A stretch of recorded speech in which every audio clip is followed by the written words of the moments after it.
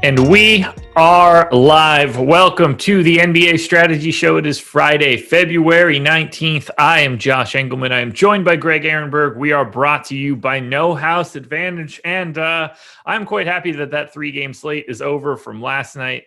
Could have gone a little bit better, but shout out to Norman Powell for at least giving me mild amounts of hope in the first half of the first game. That's all I could do.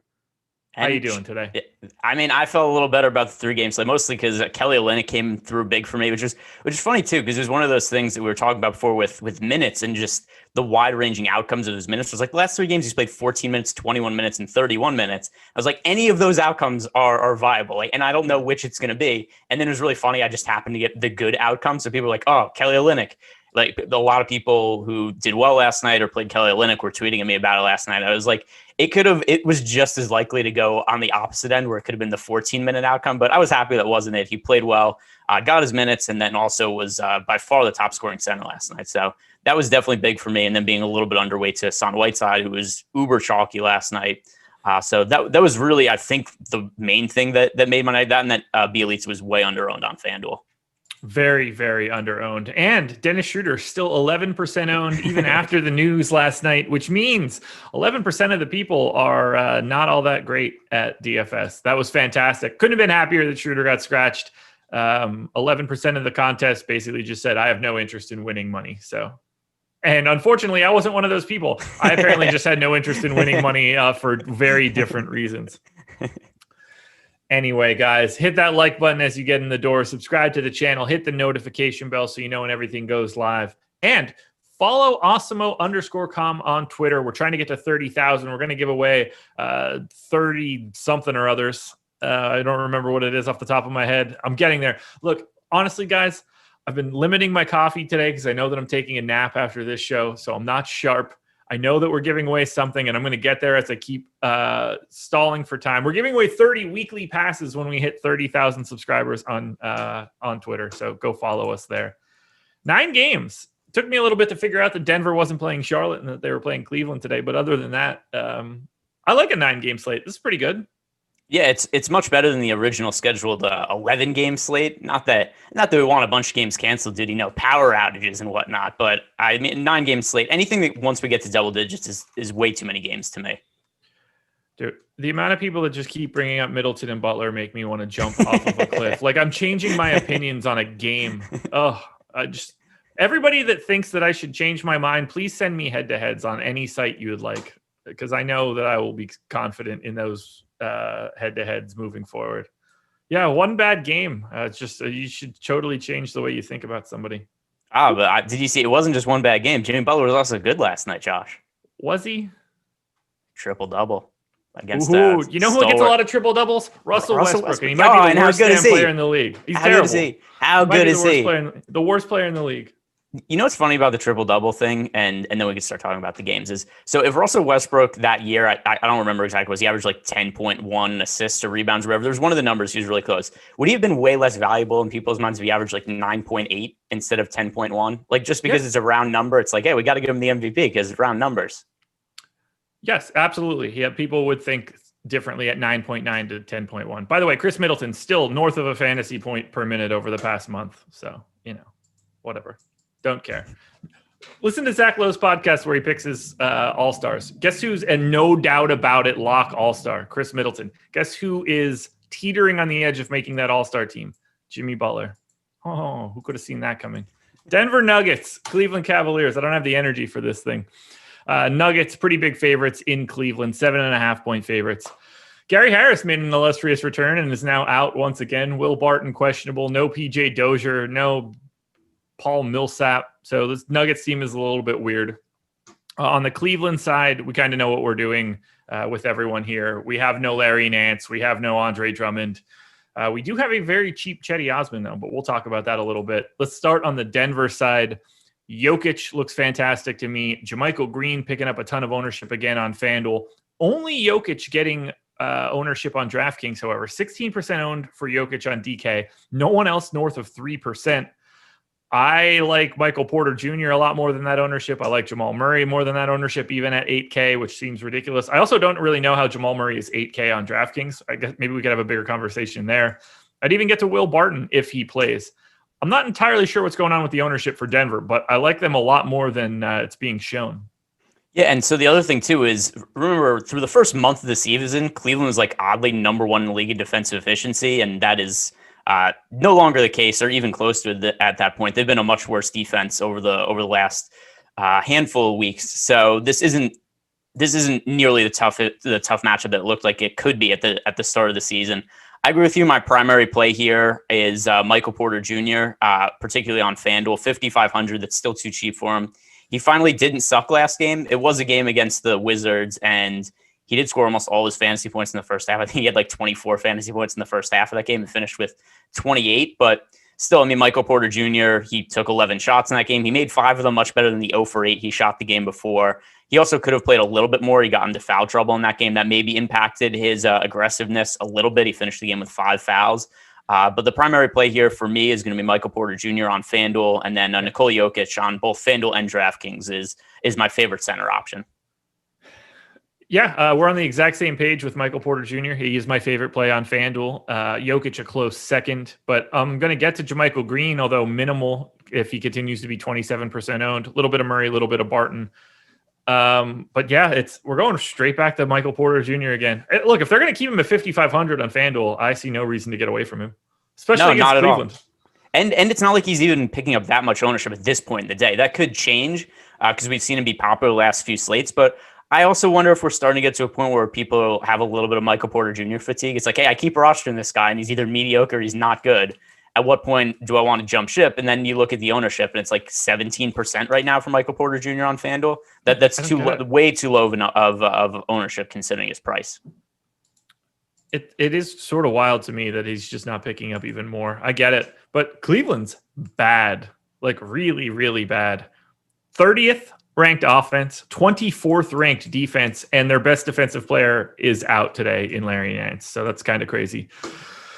So let's talk a little bit about Cleveland, I guess, unless you want to touch on anything else from Denver. No, I think that pretty much sums everything up. All right. So on the Cleveland side, I think there are some options here at the very least. Darius Garland picking up about 20% ownership on FanDuel. I was actually surprised to see that. 20% on DK too. I thought I was early to the party last week, but apparently the ownership is just going to be there. Cedi Osman, 42% owned on FanDuel right now, where he is 4,200 and likely in for big minutes. Kind of chalky on DraftKings too. Colin Sexton getting a little bit of love. What do you want to do with Cleveland? I find it really difficult to avoid Cedi Osman on FanDuel. There's only 3 small forwards I really like on FanDuel right now. I assume it's going to be the same guys for you. It is Michael Porter, Cedi Osman, and the aforementioned Chris Middleton at his 7,300 price tag. Going right back to the well there. Yeah, but small forward, I think, is going to be pretty concentrated for me. I'm going to have other guys mixed in at low ownership. For me, I mean, like I'll have other guys who are going to be in like 5 to 10% of lineups and stuff like that. But I think the bulk of my small forward rosters right now, at least what I'm looking at, is going to be those 3 guys. So Osman, I understand that he's going to be really popular, except to me, that's good chalk at 4,200. We've seen him play really big games from fantasy point totals basically every time that he's played over 30 minutes this year. And the price tag is just way too cheap considering what his role is going to be. And a little more expensive on DraftKings, but still the same deal. It's too cheap, and I think he makes for a good value at that salary. Yeah, Garland, Sexton, and Osman stand out most to me. I don't think Cedi should be as separated from someone like Darius Garland as he is. But I think that's just what position and $1,200 will do. I would like to be a little bit lighter than 42% on Cedi on a 9-gamer, but he is still one of the best, if not the best, value plays on the slate. I have no interest in Jared Allen.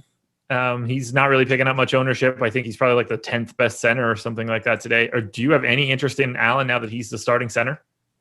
So he would have been somebody I would have wanted to get to on FanDuel had he still been a power forward, because he was power forward eligible until just recently. But now that he's a center and he's at 7,400, now there's only one slot for him, and he's competing with a whole bunch of guys in that price range. So we've got Jonas Valanciunas is a little bit more, Clint Capella is a little bit more, Rudy Gobert. So that's kind of all the guys that are winning like $1,000 of them. And then, I mean, when you start to talk about spend up options, then we talked about Jokic already. He's a really strong play. So it's hard to find space for him on FanDuel because he's moved over from power forward to center. And then on DraftKings, I have a little bit more interest in Jared Allen just because it's easier to fit him into lineups. That and he's only 6,800. So on DraftKings, he's a much more favorable play than FanDuel. Yeah, I just see a couple other like Jokic tonight, Vooch potentially against the Warriors without Draymond Green if he ends up being out. Embiid still looks fantastic. We haven't touched on Willie Hernan-Gomez being the starting center. I'm not getting to Jared Allen properly priced today and not at a power forward spot any longer. So anything else for Denver, Cleveland? No, that pretty much hits everybody. There's no need to talk about, like bench guys that could play 15 to 20 minutes on this slate because we got 9 games. No, we're only going to hit on the choice nugs today. Favorite play on FanDuel, favorite play on DraftKings? Favorite play on FanDuel is going to be Cedi Osman. Favorite play on DraftKings also Cedi Osman. Favorite play on FanDuel is going to be Michael Porter. Okay, let's have that comment. You prefer Cedi to Porter Jr.? Yeah, considering the price difference. And also, by the way, this is assuming that Will Barton plays. It would be different if Barton's out.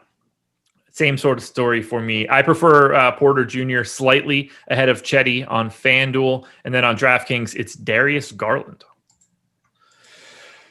Whew. Okay, so we can make like sort of, we should make like a show cheat sheet when this is done based on the answers that we give collectively as favorite plays on FanDuel and DK. Could that be something that we track moving forward? I think that'd be good as like the strategy show hit list, so to speak. Yeah, we can do it. We can throw it up on the site as content. Yeah. Live production meeting as we're going. It's just hitting me now. Maybe my lack of sleep is giving me ideas, but I think people would like that. We make a post with the like with each show, right? I think that exists. Yeah, well, we could also throw it in with the cheat sheet or something, right? Yeah, attach it to the post. Maybe we got a little piece of content that we could throw together. We'll put pen to paper there a little bit. Golden State Warriors, Orlando Magic. Warriors 4.5-point favorites in Orlando. Big piece of news here, though. Draymond Green is questionable, and if he doesn't play, they don't have a center, and it's not even like they barely have a power forward at that stance. If Draymond Green is out, like this just holistically for the site or for the slate. I don't know what Nikola Vucevic ends up putting up, but Golden State's going to either have to change their entire defensive strategy or Vooch is going to go for 50. Yeah, I mean, they have no James Wiseman right now. They have no Kevon Looney. By the way, if you want to know what it takes for Eric Pascal to get minutes, it's everybody else on the roster has to be out. He finally played 31 minutes yesterday, or not yesterday, their last game. He's been chalked so many times this year, and the minutes have just never been there for him. We finally found out. If you rule out everybody and they have no other choice to play, Steve Kerr goes, I guess I'll play Eric Pascal. And that's the situation. Other than that, he will do whatever he can to not get Eric Pascal on the court.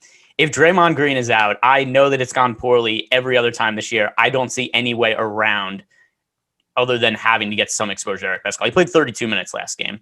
And he's the chalk play, just like Willie Hernan-Gomez and Cedi if Draymond is out, and for good reason. And this time, I don't see how he fails.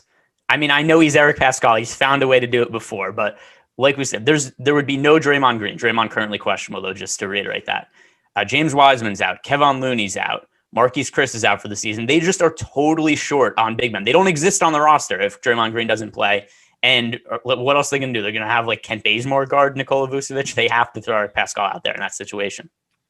If Draymond plays, I have very minimal interest in like anything exciting from the Warriors. You're playing some Steph, you're playing some Oubre, you're playing some Andrew Wiggins because these are just guys that start, they're priced appropriately, and they're going to play 35 minutes. So I don't really like any of them, but they're 10%ers on a slate like this. I think Wiggins for 6K on DraftKings is the guy that stands out the most if Draymond is playing. His ownership is already at 14%, and I agree with it.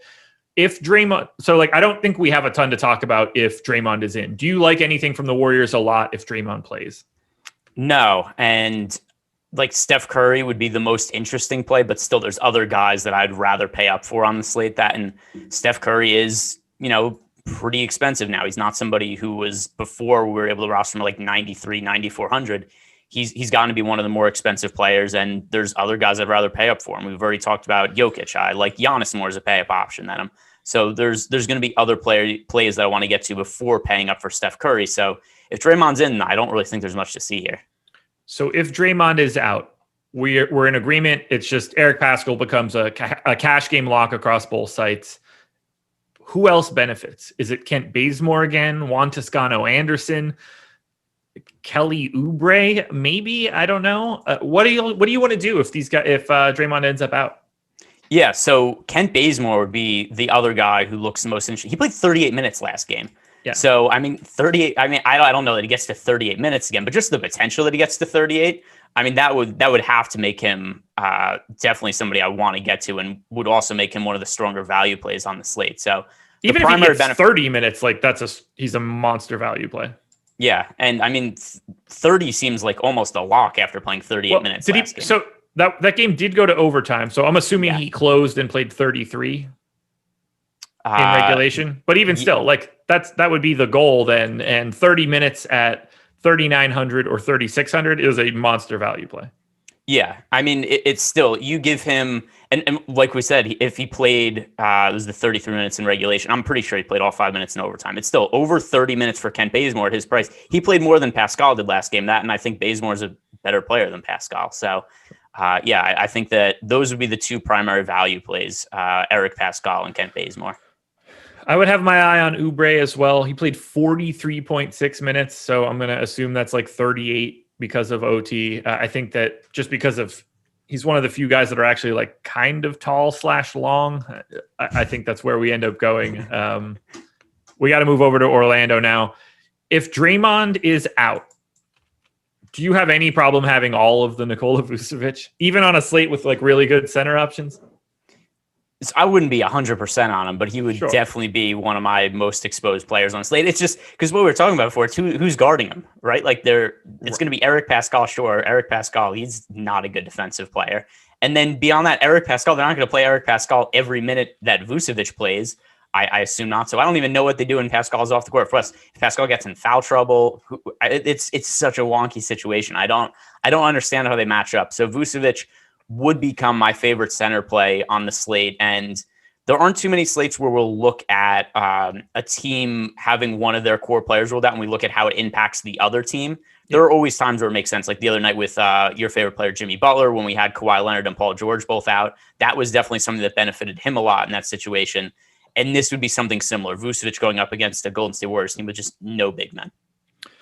Yeah, I don't ever really look at a matchup like this, but for Vooch at center, his style of play, his skill set, I don't understand how that doesn't turn into him just scoring at will. I don't know how they guard him other than having to change it up completely, constantly sending doubles, at which point, I would like to look at Vooch plus the shooters potentially for Orlando. But I like Vooch a little bit, even if Draymond is in. This matchup gets really weird if he is out. But the guy that I like the most, and he's picking up the most ownership, Michael Carter-Williams, 4,500 on FanDuel, 5,100 on DraftKings. He's the starting point guard, and he's 4,500 on FanDuel. He's going to play 30 minutes at close to a fantasy point per minute. It's really just hard to find value like that all that often. Yeah, and so to his minutes, the last three games, Michael Carter-Williams, 27 minutes, 30 minutes, 29 minutes. He also had a minutes restriction for a little bit of that because he was coming off of an injury. So, yeah, I agree. We should be getting right around 30 minutes from Michael Carter-Williams. The DraftKings price is a little fairer than the FanDuel price, so it becomes less of a priority play there. But it's tough to get away from on FanDuel unless we just get the situation where all of a sudden we have Chetty Osman to roster. We have Eric Pascal, Kent Bazemore. There's just a million value plays. That would pinch Michael Carter-Williams for me a little bit. But in the initial builds I'm doing, he ends up as my most roster point and one of my highest owned plays on the slate. Yeah, so I have Michael Carter-Williams in the optimal 33% of the time on FanDuel, 19% on DraftKings. So we see a little bit of the disparity there. After that, I'm certainly not going to Terrence Ross at 6,500, 60 or 6K on FanDuel. If he wants to go crazy again, by all means, have at it. Evan Fournier picking up a bit of love on DraftKings. He's the most owned player on DK for Orlando. I don't really see that, but I don't mind the $5,800 price tag. It just feels like a little too high for 17% Fournier. So here's the biggest issue I have with Fournier is he's not getting big minutes. He's coming back from injury now. He played 31 minutes last game. That was actually the most he played in a while. If you look at the games, even when he was healthy leading up to him getting hurt, he played 26 minutes, 28 minutes, 29 minutes, 29 minutes. So it doesn't look like there's a 34, 35-minute game for Evan Fournier in the cards. And given how much value I expect there's going to be on this slate, I see my lineup setting up more kind of stars and scrubs, and I don't think I'm going to be getting to somebody who's like kind of okay value in mid-range in Evan Fournier. Yeah, I gave him that 31 minutes again, and I find him to be relatively pedestrian. I can't really get a projection much north. And he's like a fantasy point per minute guy. So at 31 minutes, I have him around 31 points. It's a pace up spot against Golden State, so he gets a little bit of a bump, but not enough to be someone I want to get to where the field is right now. I assume that number comes down too. Anything else for this game? No. But my favorite play though is going to be so variant on whether Draymond Green it plays or not. So yeah, I'll give contingency. If Draymond's out, it's going to be Vucevic on both sites most likely. If Draymond plays, then it's just Michael Carter Williams. He would be the only guy I'm really all that interested in. I think that it'll be Michael Carter Williams. Actually, is Pascal? He's a power forward, right?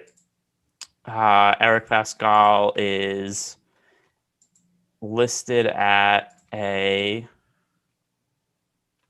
It would help if I spelled his name right.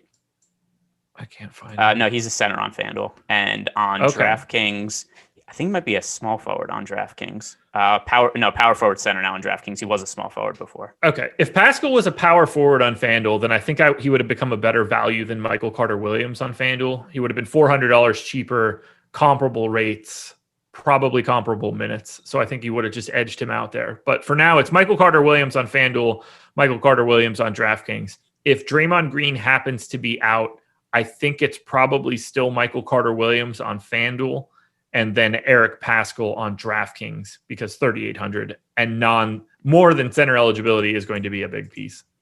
Yeah, and then actually, let me just think about one. And I will love Vooch, but he's not going to grade out. Like I'm not going to be able to project him for what I think he might do. I think I would like Bazemore a little bit more than Pascal on DraftKings as a value play. Bazemore at 3,600 on DK with shooting guard small forward eligibility, as opposed to Pascal a little bit more expensive with power forward center eligibility. But both of them would be really strong value plays. I like that call. We move on. Chicago at Philly. Bulls 9.5-point dogs in Philadelphia. For Chicago, it's the sort of normal stuff. No Markkanen, no Otto Porter Jr. No real interest in anything here. Garrett Temple is 13% owned on DraftKings. That's the only guy in double digits across FanDuel and DraftKings for the Bulls. Next highest number is going to be 5.7% on Zach LaVine. I see most of these starters in like the 7 to 8% range. So I don't really have a hot take. Play an unowned Kobe White. I think that's fine. Play a lowly owned Zach LaVine. I think that's fine. But there are no standout options from Chicago on my end. Who do you think starts at point guard for the Bulls today? Satoransky started the second half over Kobe White last game. I would be surprised if they take Kobe White out of the starting lineup.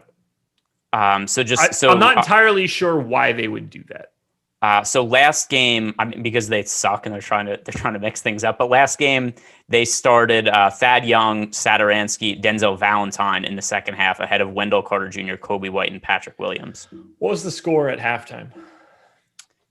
I don't remember. I just remember they made the lineup change. Okay, well then let me get to it. I didn't know if you had it in front of you. I have popcorn. I don't, but I just think it's kind of an interesting note. So at the half, they were down by 20. I don't think it's crazy at all to make those sorts of changes. I would be very surprised if Kobe White is not starting. The Bulls have no reason to be playing Thomas Satoransky more minutes. They have, unless they're trying to showcase him to get rid of him. But the only thing is it was a game they were down 20 and ended up winning. And this is a team also, don't forget, we have the play-in game this year. So there's a lot of teams that are just kind of holding on hope to be able to make it through there. If they look at that last game, they go, hey, we were getting our asses kicked.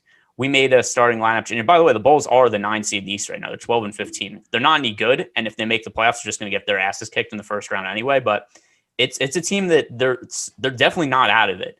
And I think there's a chance that Satoransky starts just because they ended up winning the game after making that lineup change. Now, is that the reason they won? No, probably not. Except I know how a lot of coaches think, and they go, hey, look, we made this change. These were the results. Therefore, I'm going to stick with it. I wouldn't be shocked if Satoransky starts over Kobe White.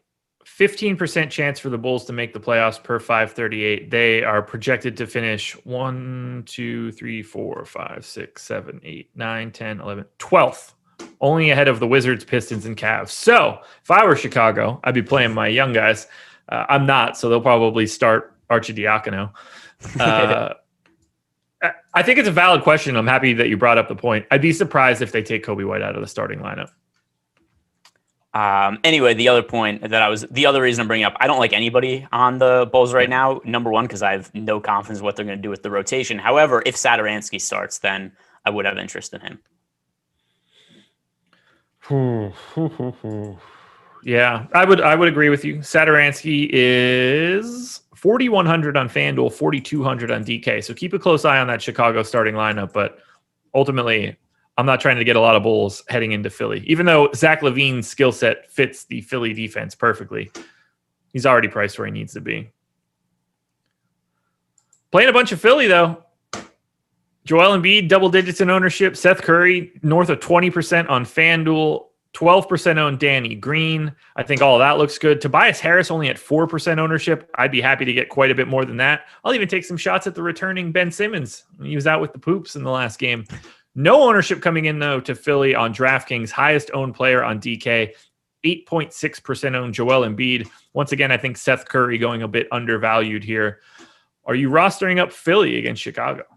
Not Tyrese Maxey, but there are other guys that I have some interest in. The pay up options mostly. I'm not really that into Tobias Harris. I don't project it all that well, but Ben Simmons I think is a good pay up option. Joel Embiid is a good pay up option. Not guys that I'm looking at in cash games. I think there's other centers I'd prefer to roster, and Ben Simmons more of a GPP play for me. I'm also a little bit concerned with him coming off of an illness. I mean, who knows how that could affect his playing time or his performance. So another reason that would just makes him a tournament play and not somebody I'd look at in cash games. But for tournaments, for sure, Joel Embiid, Ben Simmons, and Seth Curry, more of a FanDuel play, though, Seth Curry than DraftKings. But yeah, those three guys are players I'm going to get exposure to.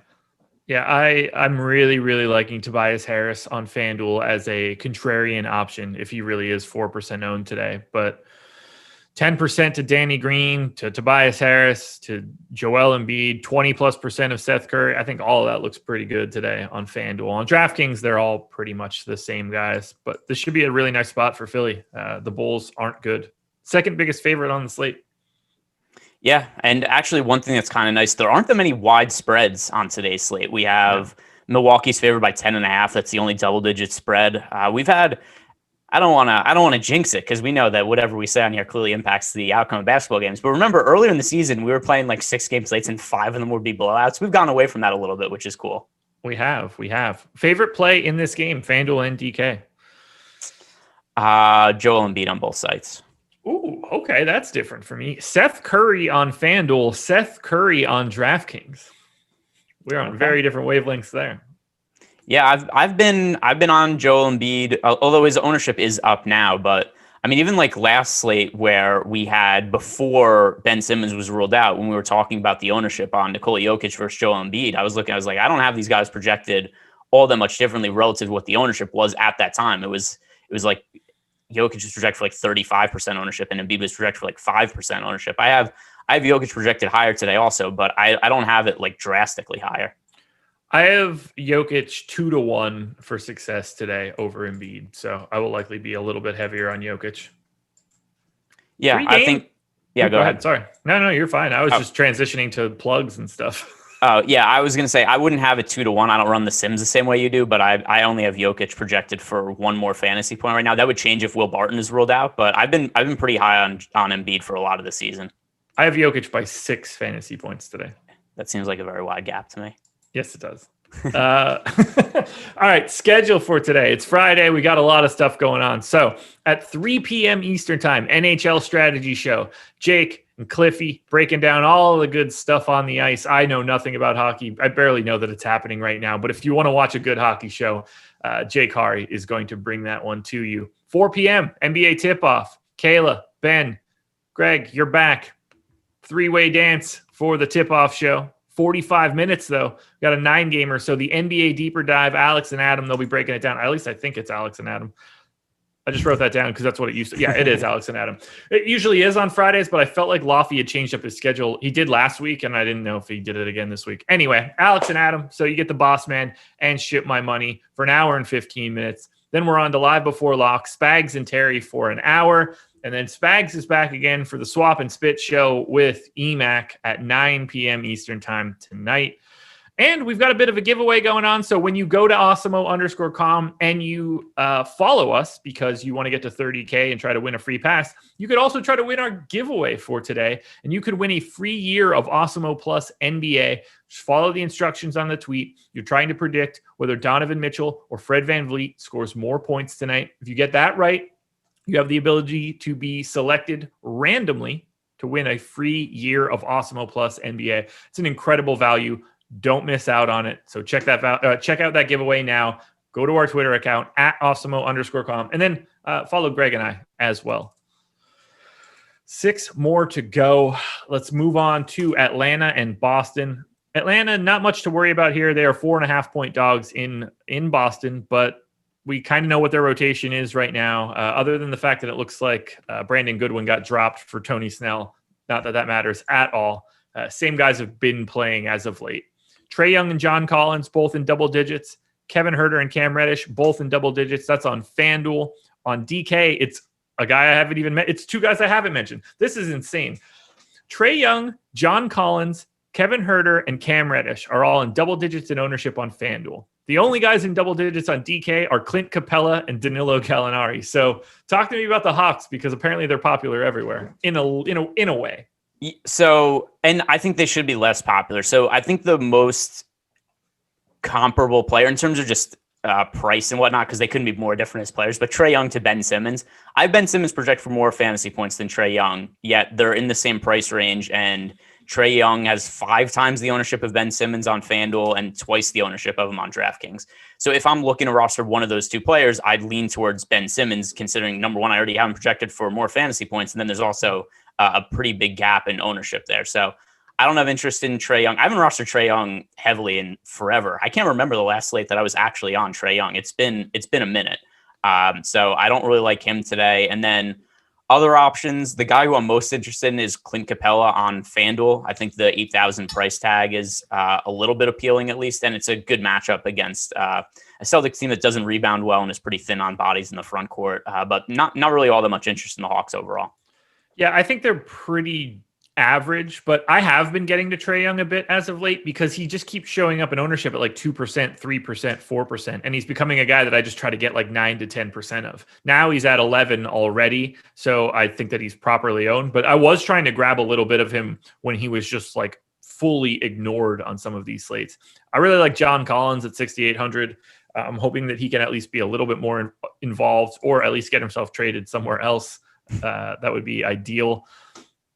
The Clint Capella ownership on DraftKings at 7,200, I completely understand. I don't need 14% Gallo though at 4,300. That he's just, to me, something's not right there. He has not looked good for Atlanta. Still working his way back. That's not any ownership that I'm trying to follow. Yeah, and even though we've seen the minutes restriction come off him, he's not playing those minutes anyway. Like they said he could play upwards of 30 minutes. In the last 4 games, he's played 17 minutes, 26, 26, and 25, which I mean, in part has been because he's not playing well, right? Like what are you going to do just because we can play him 30 minutes? It doesn't mean you have to play a guy who's not playing well all the minutes that he can handle. Anything else on the Hawks? No, I think they're one of the least interesting teams on the slate. Agreed. We got Kemba back. We've got Tice back. Jaylen Brown questionable, but I've got him projected in right now. So I assume you and I are going straight back onto the Kemba train? Yeah, although, I mean, also, especially if Jaylen Brown's, I have no clue what to make of him because I didn't even realize that he was hurt at any point during the last game. I know he didn't play well last time out as a fairly popular play against the Hawks, and maybe that's why he was dealing with the knee injury. I don't know. If he's not 100%, I think Boston maybe more apt to sit him than play him. I mean, the spread's only 4 points for this game. That's pretty low, but I would think the Celtics win this game against the Hawks at home more often than not. So we'll see. I think this would be a pretty decent spot from the rest Jaylen Brown. If that's the case, we could give extra usage to Jason Tatum and extra usage to Kemba Walker. And then I wouldn't really want to roster Semi Ojeleye, who'd be starting. I know Semi Ojeleye had that one monster game where he started for Boston, but still for the season, I'm going to bring up his full season stats. They're not good. No. It's just, I think people remember that one game and be like, he played well there. And he was okay in his last start too. But for the season, He is playing 28 minutes per game and scoring under 20 fantasy. Oh, those are his numbers at start. So for the season, he's playing about 20 minutes per game and averaging 12 fantasy points. That is very, very weak fantasy production. Basically, at his current rates, you give him 30 minutes and he doesn't get to 20 fantasy points. Over the past month, he has played 330 minutes, scored 180 FanDuel points for a 0.55 FanDuel point per minute rate. Just want to put that out there. Even with Jaylen Brown in, I like Walker. I like Tatum at 9,400 and 8,800. I'm getting to Kemba on both sites. I'll get to Jaylen Brown a little bit on both sites. But if Jaylen Brown ends up out, I will like Walker and Tatum quite a bit more. I assume that they both take pretty sizable usage bumps. Does anything else open up if Jaylen Brown is out? Does that become Peyton Pritchard or Aaron Nesmith for you? I don't think so. Just because, we've seen them willing to start Semi Ojeleye and play him a bunch of minutes, but it just doesn't matter because he's just a nothing, right? He just goes out there, he runs around the court, does some cardio, and then he had one game a season. Apparently, he hits a bunch of shots, and then he's kind of picked up ownership whenever he started since then. But he's not a good fantasy producer. Even though that one game went really well, I don't regret not playing him that night. He's a bad fantasy player, and that's going to be the result more often than not. But it's really just going to be with Semi taking a lot of those Jaylen Brown minutes. It really helps Jason Tatum and Kemba Walker a ton because we could just assume that a lot of that usage has to go to those guys because Semi doesn't do anything when he's on the court. Favorite play on FanDuel and DraftKings for this game?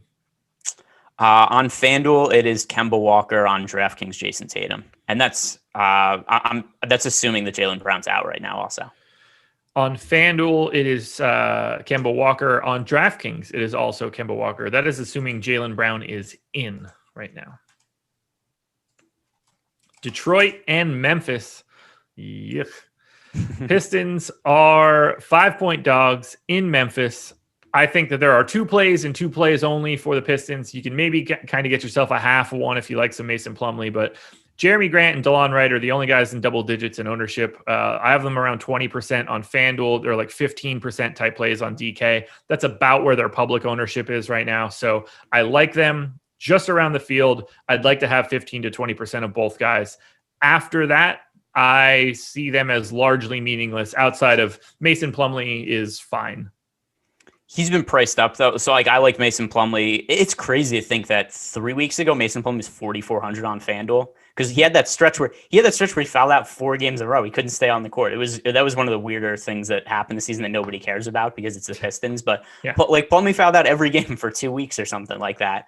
But something else that's of interest here, and when I was just running my dummy lineups earlier today, and I couldn't figure out at first why I was getting to such a concentrated pool at small forward. And then I realized one of the main reasons was because Jeremy Grant's a power forward now on FanDuel. He's been a small forward all season.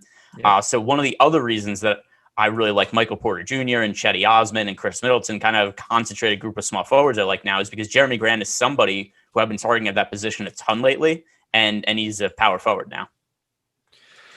I have him as the second best power forward today, too. So I have some interest. Giannis clearly at the top there, but I don't want anything else from the Pistons. I'm not trying. Sadiq Bey is already priced up now.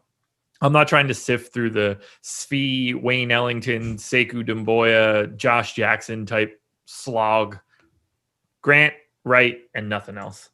Yeah, I agree with you. Those other guys are like okay small slate plays, but nothing we need to look at on a non-gamer.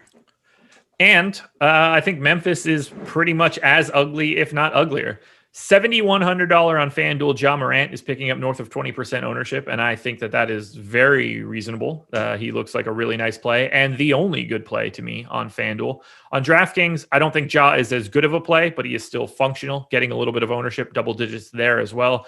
I think Joval for $7,100 on DK is a little bit better than he is on FanDuel, where he's $600 more expensive. But outside of Ja and maybe like a share or two of Joval, I don't want Memphis at all.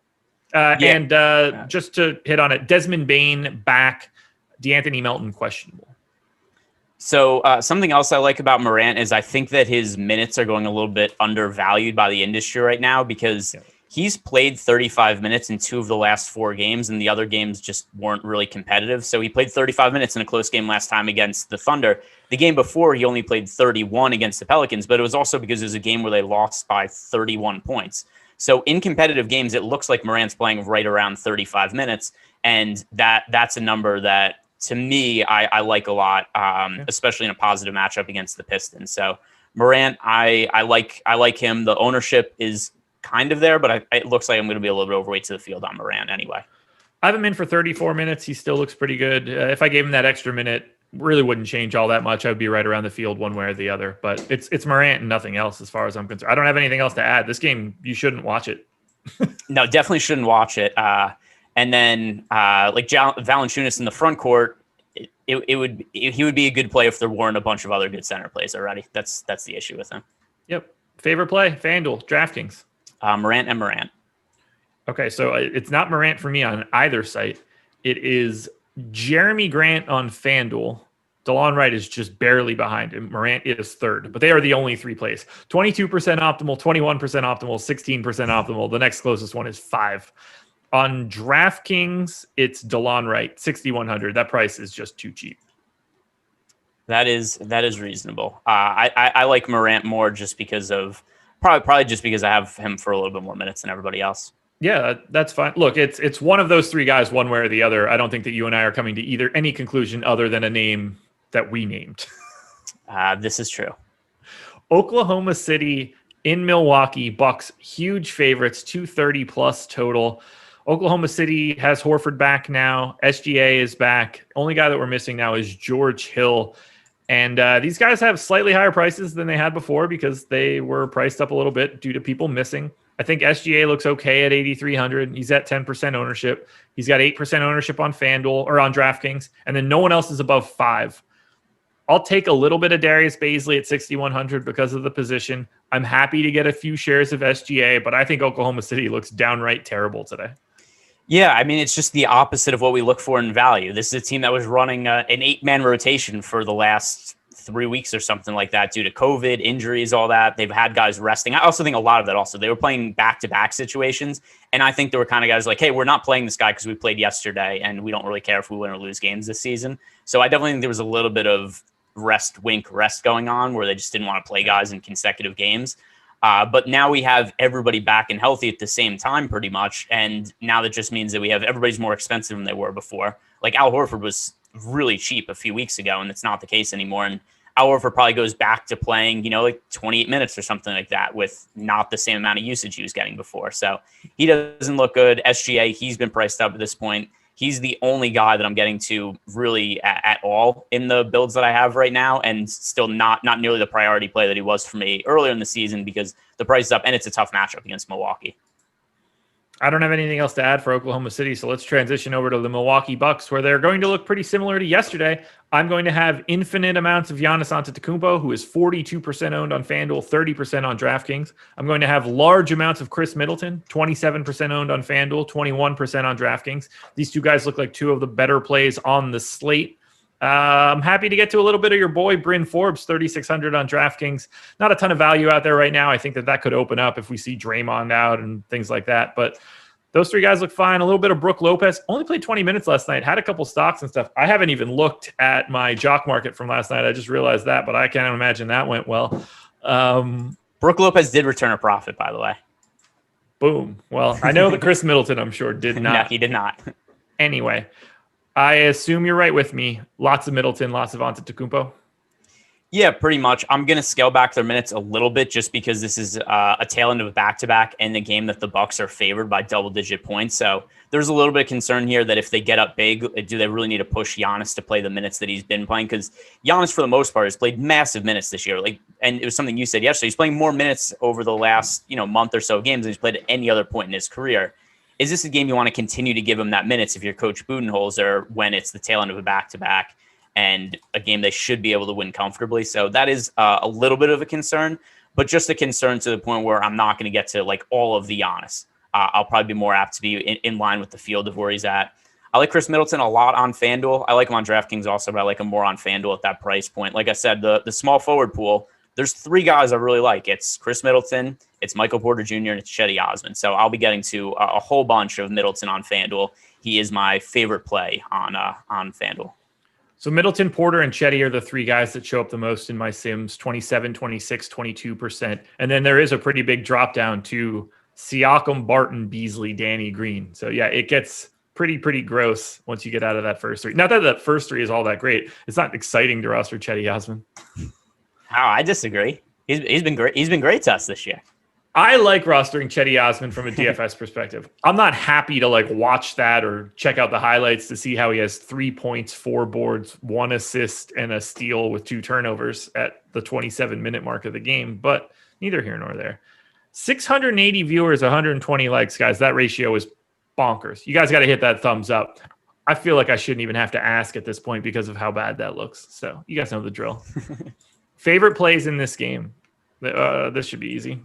Chris Middleton on FanDuel and Giannis on DraftKings. The answer is for me is Giannis on both, but Middleton is just barely behind. So let's just say that the answer is Giannis and Chris Middleton, and it's not close to anyone else. Yeah, it's those two guys, and I'm not going to like Bryn Forbes today as much as I did yesterday, just because there's going to be better value plays on slate. The real reason I like Bryn Forbes yesterday was because I had him projected similar to Corey Joseph, and Corey Joseph's picking up all the ownership in the world at the time of lock yesterday. I was like, I kind of like Bryn Forbes for like a portion of the ownership and a similar projection for me, but it doesn't matter today because there's going to be a ton of other guys that are worth rostering. Time to touch on our sponsor, No House Advantage, for a little bit. It's a little bit different of a DFS product. You're not worried about fantasy points. You're worried about prop bets. So No House Advantage is going to provide you with a bunch of props. You're picking whether someone's going to go over or under. Let's say it's Giannis Antetokounmpo points 31.5.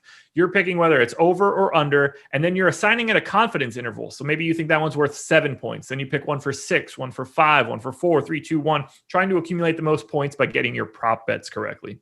They have contests for the NBA, MLB, which is coming up really, really fast, NFL, PGA. It's a peer-to-peer fantasy contest, and you can join for free today. And you can use the promo code Awesemo to get a first match deposit bonus of up to $20. You beat your friends, not the house. You win big with player props today. Go check out No House Advantage to see all of the props. We've got optimal lineups for No House Advantage on the Awesemo.com website for free every day. No House Advantage projections for free on the website. We have a ton of... If you want to play at No House Advantage, we have the goods, and you don't even have to sign up at Awesemo.com to get them. You should, because we're awesome and we have a ton of other stuff. But this is a spot where you can play new format, reduced competition, bonuses, potentially overlay. These are the spots that you should concentrate when you're trying to build a bankroll, and we are providing that information to you at no cost. So go check it out. Go check out No House Advantage. Final thing, free content for today. NBA Big Board. So Alex's basically consolidated ranking of everything that he likes on tonight's slate. That is free. NHL player projections free tonight. So you can tune into that NHL strategy show with Jake and have the Awesemo projections alongside of you to try to follow along. Then MMA rankings free for this Saturday's UFC card. 3 games to go, man. We got this. 10:48. We might run a little long, but it'll be all right. Phoenix Suns at the New Orleans Pelicans. Pels 2.5-point dogs at home, but still a 231 total. Phoenix is just back to normal. Their rotation is pretty set in stone. They don't have any injuries to worry about. Cam Johnson getting a little bit less minutes than I was fully expecting, but when push comes to shove, a little bit more ownership on FanDuel coming in than I thought. 11.5% on Booker, 16.5% on Chris Paul, who I think should be 5% owned, by the way. Biggest bust in the syllabus, if you haven't read it yet, because you haven't, because it's not posted. 10% on Mikal Bridges. No one in double digits on DraftKings. I actually don't have anyone in the optimal lineup more than 9.7% of the time for Devin Booker. So I see Phoenix as a pretty sizable fade just based on their play style. The defense for the Pelicans might open that up a little bit. Maybe it's something I want to dig into, but do you like any of the Suns today? No, the other thing too is, I feel like we've seen a lot of slates where Chris Paul and Devin Booker have gone over-owned recently. And the reason that I think it is because we've seen these guys, when they share the court together, they just eat into each other's production, and we've really seen their upside caps. However, there's been games lately where Chris Paul was out and Devin Booker had big games. There was times where Devin Booker was out and Chris Paul had big games. And I think that kind of makes people forget that they've just been so mediocre when they are playing together for a fantasy purpose.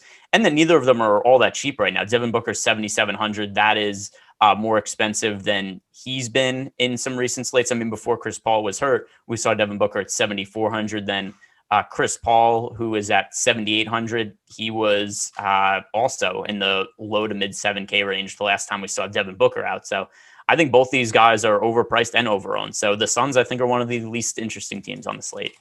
Makes me feel good when everything just like sort of lines up for us. I just have very little interest in whatever they're selling here. $7,800 Chris Paul. Like, I don't need to be there if he's 16% owned. I don't think the ceiling is all that high. Not for this style of game. No, and definitely not with Devin Booker active. We've seen them play together for a good amount of games now. It's been like a third of the season. They just haven't played well together from a fantasy standpoint. From a real life standpoint, the Suns are a good team, but for fantasy, they just don't do much. Now on the Pelican side, Steven Adams is doubtful, which means Willie Hernangomez is going to get a little bit of love. Only 15% ownership on FanDuel at 4,400. There's just the opportunity cost there is pretty different today with Jokic and Embiid at the top, so it gets a little tricky. DraftKings, though, there's no doubt about this one. Willie Hernangomez is the first guy you're putting in your lineup, at least as of right now. 41.5% owned, 3,900. Should be the starting center playing close to 30 minutes or more. Any disagreements on the Willie Hernangomez thoughts?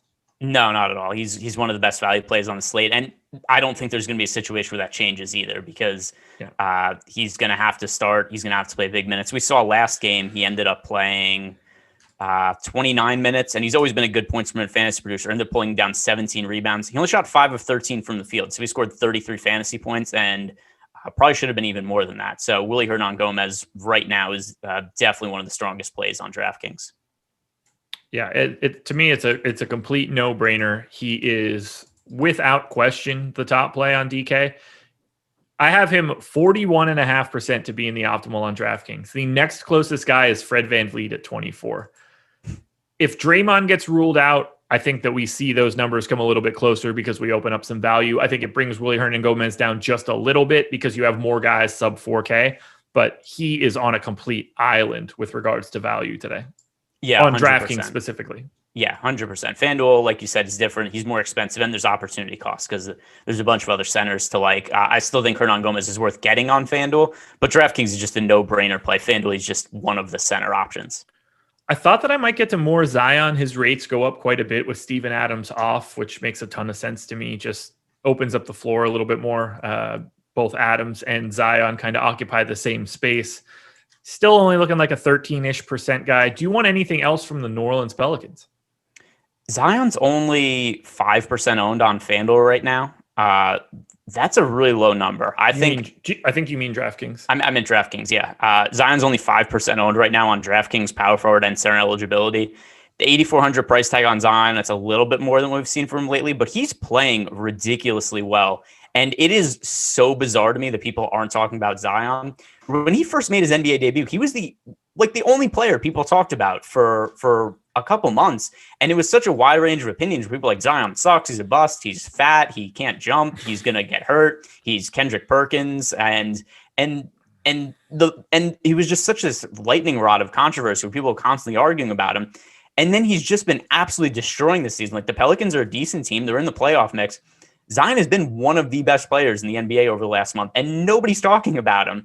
And I think this kind of carries over to also why we're seeing his ownership so low on DraftKings. He's one of my favorite plays on DK right now relative to his 5% ownership.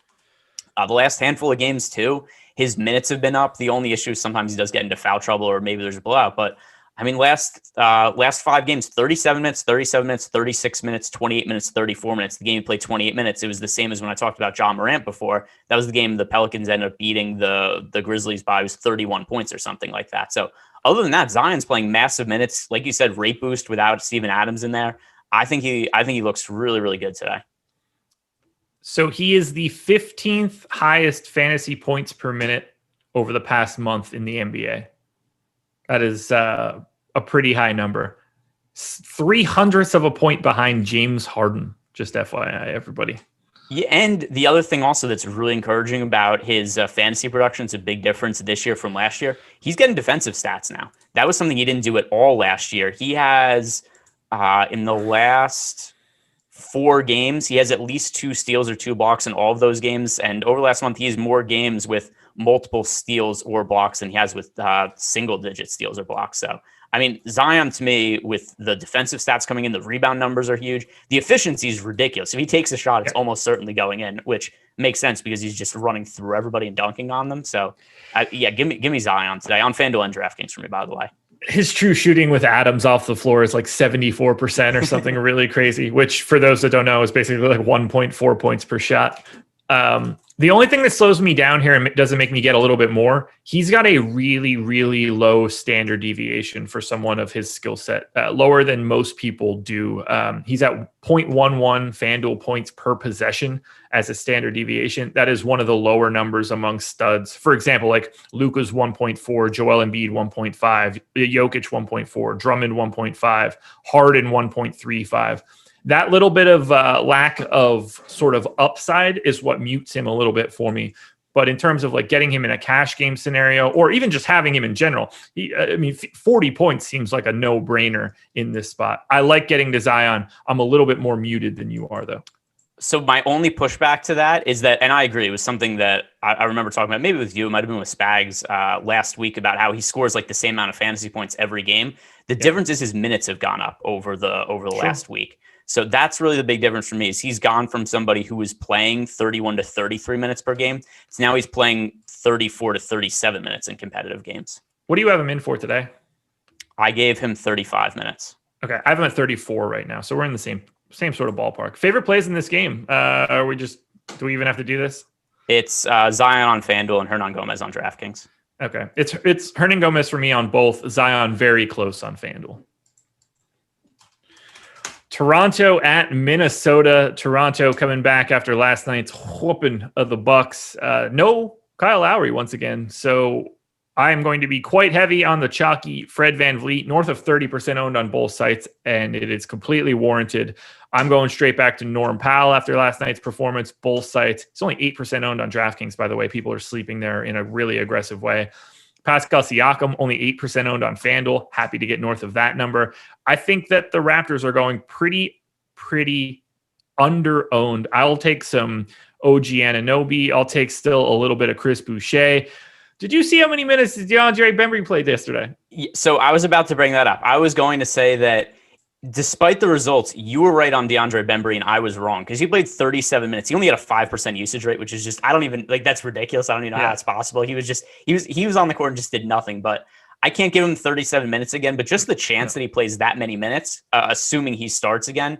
Yeah, he's a really strong play. And I think people might not want to get to him because he was uber chalky. He was like 50% on DraftKings yesterday and just ended up kind of shitting the bed. But the minutes were so high for him that was a play that really should have worked out.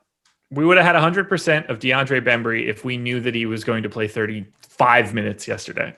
Absolutely. And it would have been such a disappointing result, because it was also a game where, I'm watching and it's like, has Bembry been on the court this entire time? I was watching while I was eating dinner, waiting for the late show to start. I was like, Bembry's been on the court a lot, but you just never saw his name or him doing anything. He was just kind of jogging up and down. I was apoplectic for like 2 full quarters. I was just like, I know this dude is out there. It's saying it. There's a blue dot next to his name on my phone. I felt like I couldn't even find him. I felt like he was wearing camouflage. Like he just wasn't out there doing anything of value. Norm Powell just kept scoring in the first half. That was great. I want all of this team, though. VanVleet, Siakam, Powell, I'm going to have pretty heavily on FanDuel. I'm going to sprinkle in Boucher, Anunoby, and DeAndre Bembry. On DraftKings, I think it's even more expansive. VanVleet, Siakam, Powell, Boucher, and Bembry, I think, are all like 10 to 25% plus plays, depending on where their ownership comes in. It's a great matchup against Minnesota. There's not much else you could look for out of Toronto. And I don't even care that it's a back-to-back. Like, these guys play tons of minutes one way or the other. Yeah, Bembry's 3,100 on DraftKings and picking up 16% ownership, coming off a game where he played 37 minutes yesterday. Yeah. Like I said, I'm not going to give him 37 minutes, but if he starts, I have to assume he plays over 30 minutes. And it's not like in the past Bembry's been a bad fantasy producer. So I think 0.8 in my model, by the way. Yeah. So, Bembry to me is actually arguably the most under-owned player on DraftKings right now. Yeah, it looks fantastic. I only gave him 27 minutes because I didn't want everything to break immediately. But as we get closer to lock, if I rotate that number up a little bit to 30, 31, 32, if we get a little bit of extra news, he's going to come in a ton. And I think that he should be. I'd really like to pay close attention. news will change this now. I wish we could see it sort of right now. I'd love to see DeAndre Bembry's ownership in more of the high dollar, like pro heavy stuff in comparison to the low dollar stuff.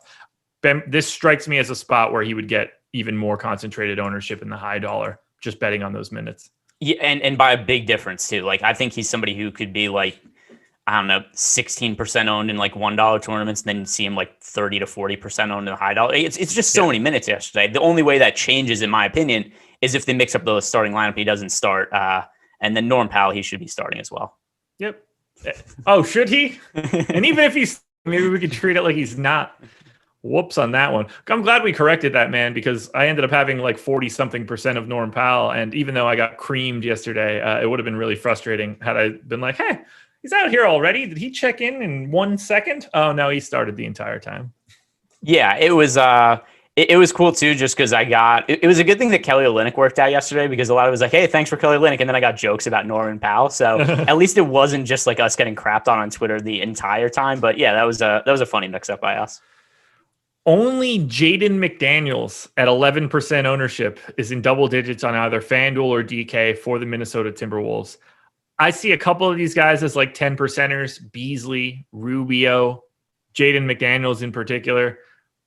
These guys are under-owned, but no one looks good, and there's nobody that I want to get to as like no-brainer type plays. Are you going to be getting to any Minnesota against Toronto? Give me Cat again. Okay. I've been on Cat the last couple of slates. More of a DraftKings play for me than FanDuel, just because we could get multiple centers on DraftKings, and it's going to be hard for me to prioritize them on FanDuel. But on DK at 9,200, Towns, last game went to overtime, so the minutes aren't totally indicative of what he would have played, but he played 37 minutes last game, so it would have been 32 without overtime. And he's starting to look a little bit better coming back from COVID, and now his conditioning's up. Last game, he ended up scoring over 50 fantasy points, the first time he's done that since coming back from COVID. Still only shot 8 of 19 from the field, but the usage rate was at 26.5%. So I think Towns is starting to trend upward. I wish this was a slate where there weren't so many center options, because I really like to get to him, and I want to be on him before the field is. I want to be on him at where his price is before the field gets there. There's just so many good center plays that I have to prioritize before him, but I'm going to have him in my player pool, and I'm going to be overweight to the field on him a little bit, just not as much as I would have liked to have been. I like him. Like, he's 3% owned. I think he should be in the optimal like 5 or 6% of the time. But I will most likely be on a little bit of Beasley and a little bit of Edwards, and cross my fingers that I get whichever one of those guys goes crazy correct. But more often than not, I'm just sort of avoiding Minnesota. I like the Toronto side so much better. I guess if it stays close, you probably want a little bit of Towns and one of those lead ball handlers. Yeah, I mean, if this was a small, just price, right? Karl-Anthony Towns, low 9K price on FanDuel and DraftKings with no ownership. How much would you have liked him if this was just a different slate where we didn't have a million center options, if we were just looking at price? I mean, he looks really good. Like, I have him projected for 1.39 fantasy points, 33 minutes. You know, everything sounds on the surface like I have no issue. Honestly, like, I feel like I'm probably underpresenting him a little bit, just because at some point in time, I assume he gets back to being 36 minute a game Karl-Anthony Towns. And I would like to have those 3 minutes before it happens. Yeah, that's my point too. So I like that. I don't know if home against Toronto is the shot that I want to take, but maybe it should be. Yeah, and Toronto's defense in general hasn't been great this year. It's also a tail end of a back-to-back for them, and it could be a little bit of fatigue there. I'm really happy that I looked up what Toronto's defensive rating was and how it was putrid with Kyle Lowry off, so they could go in and lock down the Milwaukee Bucks for 2.5 quarters. That was really, really satisfying. That game was like 30-something to 30-something at the end of the first quarter, and then the Bucks just forgot how to play basketball. Yeah, the game was also like 54 to 36 at one point. Yeah, it pretty much immediately after that. End of the first quarter, it was 33-26. The Bucks scored 15 points in the second quarter to really grind that crap to a halt. All right, let's close it out. Utah Jazz, Los Angeles Clippers. And honestly, we're only really talking about one of these teams. And if I'm being really, really honest, we're not talking about either one of them. On the Utah side, the highest owned player is Rudy Gobert at 8% on DraftKings. On FanDuel, it's Donovan Mitchell at 3.3%. Mike Conley is questionable. If Mike Conley plays, I think we're probably close to the same page that we might have some Donovan Mitchell or Gobert, but we're not playing anything from Utah. If Mike Conley doesn't play, I pretty much feel the same way. Yeah, talking about this game is such like a fruitless endeavor at this point because there's so many players who are listed as questionable and key players. So Mike Conley, everybody gets such big boosts for Utah when he's off the court. Like Mitchell gets better. Jordan Clarkson sees a big uptick in minutes, and he's been great in the games that Conley's missed. Joe Ingles moves in the starting lineup. He's played really well. Rudy Gobert sees a bump in fantasy production when Conley's out, but Conley's questionable, and I don't know what to make. Because I feel like he's close to getting back, and I think the most likely scenario is he probably comes back tonight and plays limited minutes in this game against the Clippers. So right now I have Conley in and playing 28 minutes, and that just kind of makes nobody look good from Utah. You and me both. But even if Conley is out, these guys are now priced for Mike Conley being out. You're not squeezing a ton of extra value here. Like $7,300 Rudy Gobert, cool. Not a great matchup against the Clippers, but Donovan Mitchell, appropriately priced. Boyan, appropriately placed. This is not a game that I have all that much interest in one way or the other. And then we get to the Clippers. Questionable tag on Paul George. Questionable tag on Kawhi Leonard. Q tag Batum. Q tag Luke Kennard. They're not picking up any ownership right now because no one has any idea how to project them. I put everybody in, and at that point in time, Kawhi Leonard at 3.5% is the highest I got in an optimal lineup. I don't think that we can even talk about this. I have no interest in the Clippers. They would have to all be out for me to have interest in the Clippers. So what's also really annoying about the Clippers, they've had a bunch of games where the news has come out later on them. Yeah. So I don't even know how you go about rostering these guys because this game is also on an island in terms of time slot. So Utah and the Clippers, they're playing at 10 o'clock Eastern time. Then there's only one 9 o'clock Eastern time game. And then we have 7 of the 9 games start at 8 o'clock or earlier. So I don't even understand how you go about rostering these guys and hope for late swap, because if you guess wrong on injury news, you don't have anything to late swap to. So if we don't get this news by lock, I'm just not going to have anything here. I don't even know who we would really want to late swap to. Like, just looking at this, it's not like anybody has a price tag that's good. Serge Ibaka, I guess, 5,200 and 4,900 is probably like the best price tag I see here. But Lou Will's already pretty expensive. Whether Kawhi or Paul George are out, like I don't want either one of those guys really, and I'm not going to have the room to get there. As far as I'm concerned, I'm just unchecking this game, and it's an 8-game slate. The player that I would want to get to, and this is like if everybody's out, Reggie Jackson 4,800 on FanDuel. If there's no Kawhi Leonard, Paul George, Nick Batum, and Luke Kennard, then he would definitely stand out to me. But I have no clue I have no feel for who's going to be in or out, and they're all questionable. I don't know. Would you even be able to swap to them if that news came out at 9 o'clock? How much Reggie Jackson could you even get? Maybe zero. It would have to be if the news came out at like 5:30 on the 5:30 injury report. Yeah. So I don't have anything else to add here. Best play on FanDuel and DK in this game, Donovan Mitchell, I guess. I don't know. Oh, we didn't do it for Toronto and Minnesota either. It is Fred VanVleet and Fred VanVleet. Correct. And then for Utah Clippers, the best play in this game is to uncheck the box in Fantasy Cruncher. Yeah, the best play is I just have no clue. Like, what do you do when one team has every single key player basically on the roster listed as questionable? I don't know. I said it on the process show. I was like, they have 120 of their starting minutes like in flux for tonight as this sole late night hammer. You can't. We probably won't even know this on Live Before Lock. Like, this is just pay attention, I guess, but I think it's probably easier to just plan accordingly. Are there any natural swaps? Like if you want to go to Paul George, is there overlap with Mitchell? Like if you have Paul George locked in a guard spot, you can transfer that to Mitchell. But like if you have Kawhi Leonard, there's no natural pivot to Utah. No, just avoid it. This is all nonsense. And then we don't even know if George and Kawhi are in, what their minutes are going to look like and all that. There's a whole lot of variables that if you hit on one of these guys, it's just such a low percentage outcome if everybody was questionable heading into lock. There's so many things that have to break properly. Oh, not only do you have to get that guy right, but then he also has to go for like 7 or 8x. Like it's the double whammy of making sure that you rostered the right guy that's actually playing. And then he has to have a score that is like willing to get you into a top lineup. Just don't play these guys. It's that easy. That's it. We done. 9 games up, 9 games down. Although if we want to be really technical here, it's probably 8 up, 8 down.